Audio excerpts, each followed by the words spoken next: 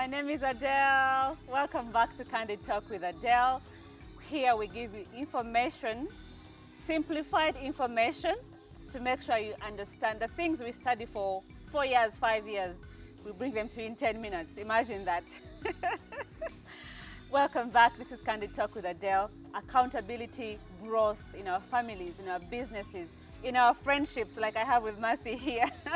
Everything we have to be accountable. So welcome back. And we are seated in a beautiful place, Inyamat Gardens in Ntinda. Please, if you can pass by, please do. It's beautiful, it's relaxing. Food is manageable in terms of cost. Everything is good. So give them a call in the reservation numbers below. And if you can, pass by and visit them. Today, we are talking about something most people fear to talk about. Writing wills. People fear death. We're going to find out why. So let's get started. Please subscribe in the meantime.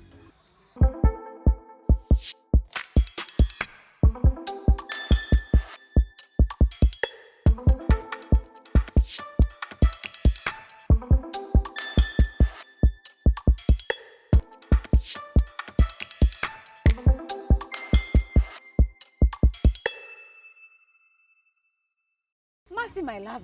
Yes. Welcome back. Thank you. I'm now a resident. You're now on a resident. Candid Talks with Adelle. It feels good when you do this with a friend. That's true. When you do this with someone you love, it's easy. It's very easy. It's a conversation. Yes.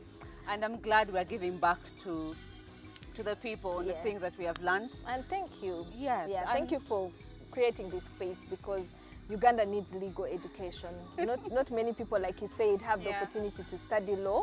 And yet every day we interface with aspects of the law, and so thank you for creating this space. Thank you, my dear. Yeah, please subscribe. Subscribe and Tell them share.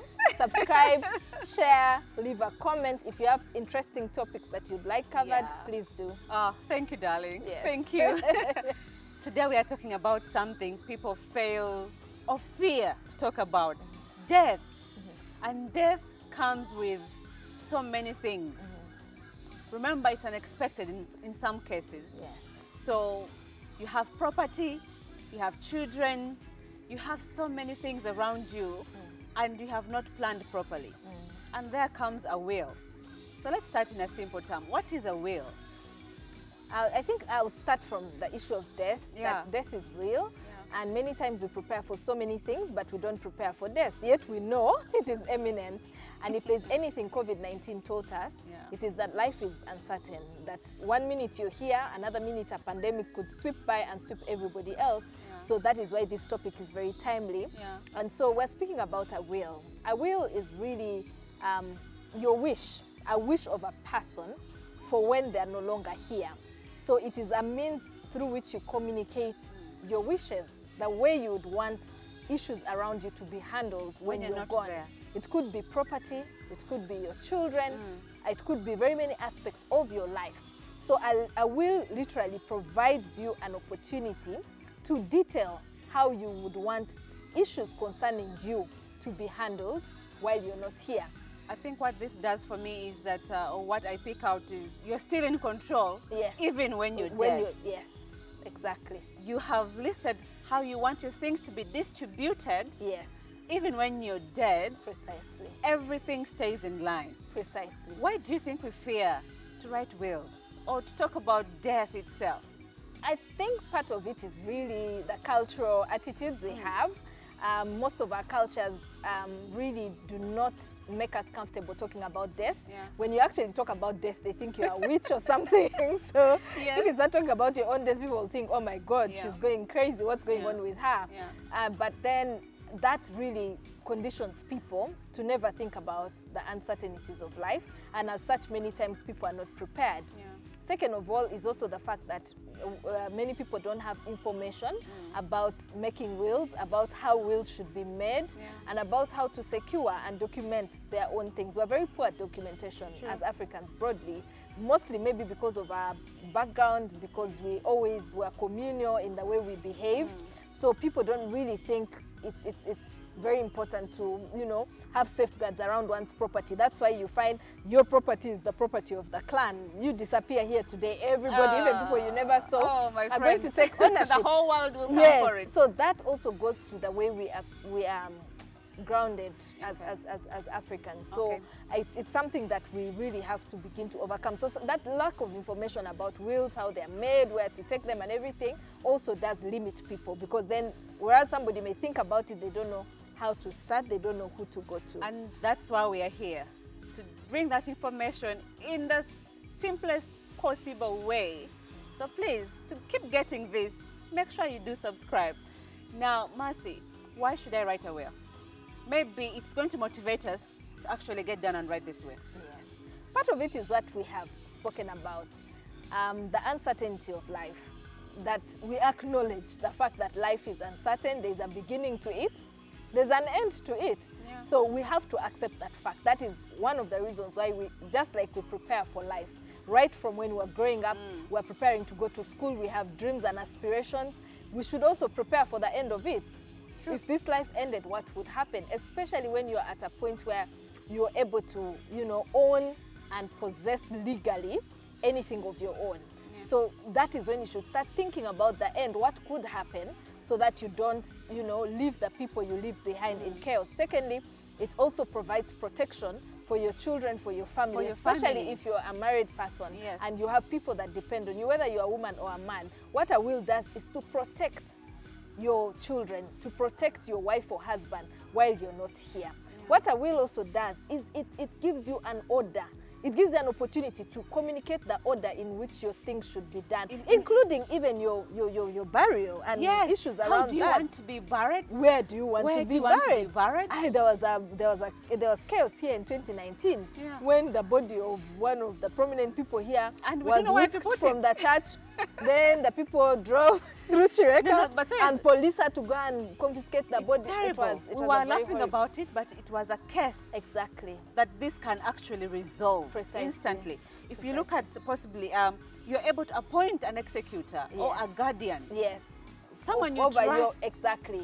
Because within there, you're able to communicate and also determine who takes care of your people, who oversees, who executes your wishes when you're not here. Because, well, you may be making the will when you're alive, when you have control, but when you're not there, you have the opportunity to put somebody there to be able to do that. But also it helps you provide an update in terms of, you know, as you grow, as you amass wealth, you keep updating, you have an opportunity to document the things you have. Do you know that if you die without a will, some property just disappears? It disappears. Because no one knows where it is. Yes. No one knows if there's any documentation to it. Yes. If someone has it in somewhere, they will keep quiet because there's nothing written to refer anywhere. to. And most importantly, one that we often run about, the paternity of children.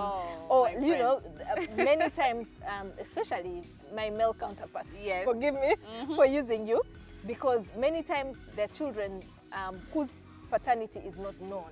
And you find that at a funeral, children are emerging from all over the place, and now there's a whole contestation around which children are which. So many times what a will does is it gives you an opportunity to, you know, document who your children are without raising any controversies after you're gone in terms of paternity of your children. Because I know cases where somebody was legitimately married, there's no reason to question the paternity of their children. I have a friend of mine who had children with a very prominent person in this country.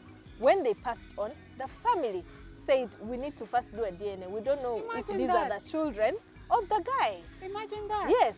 So now, where somebody has a will, it is clearly put there. I think the most important part of having a will, the disputes and fights are not managed. there. Yes. As simple as that. Precisely. In this case, if you die intestate means you've died without leaving behind a will. What happens?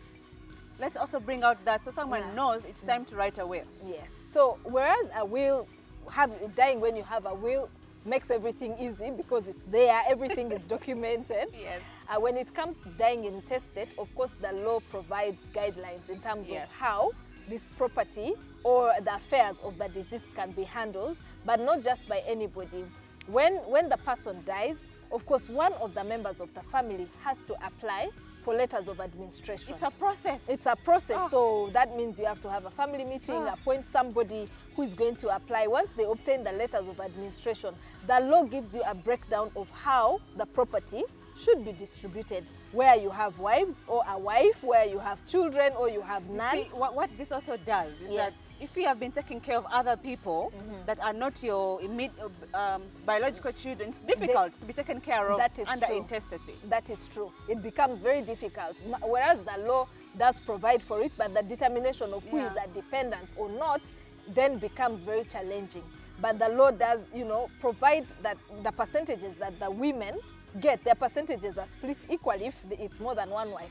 If it is one wife, of course, she is entitled to part of this property, and then the children are equally also distribute. The percentages of distribution are equal amongst children, regardless of whether they are children born within wedlock or outside, as long as there's proof that these are children of the deceased. So if somebody dies intestate, there are complications from the fact that sometimes who obtains a letter of administration becomes complex, even more when a person has not been legally married. It becomes very complex. I've seen families take even 5 years chasing these things. Precisely. And guess what? When you have a will, in that one day, they read the will, this is this, and everyone moves on. Precisely. And that's what, there's a very close linkage between marriage, divorce, wills, because you see in all of these things, the order of life is captured.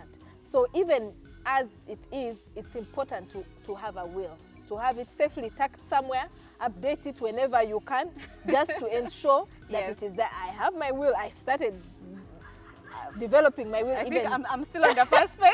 Even before I had a child, before I was married, because I knew that in the absence of children, I have my parents, you know. But now as I've kept growing, I've kept updating it. Every time I get a new job or I acquire a new property and I have I document it, I update it. And that's really good. As we conclude this, what should be put on the will? What makes the will valid?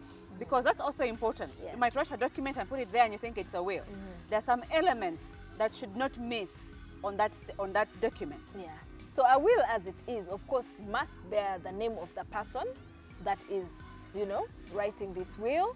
A will must also have your address as a person where you're writing this from. A will must state certain details of your life, whether it's employment, whether it's religion, where you come from, because that is what gives it authenticity. A will must also have a breakdown of your properties or any things that you want taken care of into detail. If it's property, where this property is located, how you want it to, those finer details have to be captured. A will has to be something that you make out of your own free will. You're still of sound mind. No one has coerced you. You're not forced. No one has coerced it is from a free mind. It is something you willingly do, but also it is something that, you know, you have a witness to.